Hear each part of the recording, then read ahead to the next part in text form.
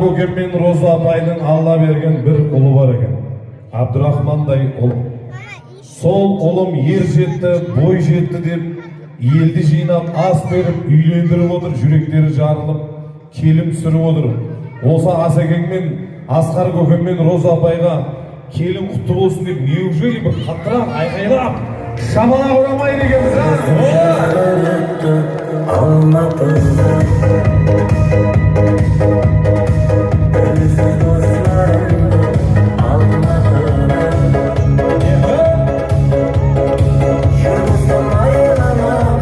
барлықтарыңыз той көріңіздер. Өзбекстанда, Қарақалпақстанда, Қазақстанда Алладан сұрайтыным кәмбағал адам болмасын.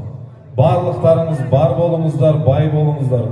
Сондай дәрежеге жетейік. Небереміз, әлде болмаса ұлымыз мектептен 5 баға алып келсе, той жасайтын дәрежеге жетейік. Барлықтарыңызды тойға жеткізсін. Отбасыларыңыздан тыныштық, ынтымақ, береке кетпесін. Ара-арада өзбекше, қарақалпақша, қырғызша, ой тілде сөйлей беремін енді, амалдап, барлықтарыңызды тойға жеткізсін. Үлкен апаларымызды көргенімізден қуаныштамыз. Әжелерімізді, аталарымызды, ағаларымызды, әжапаларымызды көргенімізден қуаныштымыз. Барлықтарыңызды көріп жүрегіміз жарылып отыр енді. Дендері баршаңызға Алла жағынан нәсіп етсін. Қош келдіңіздер!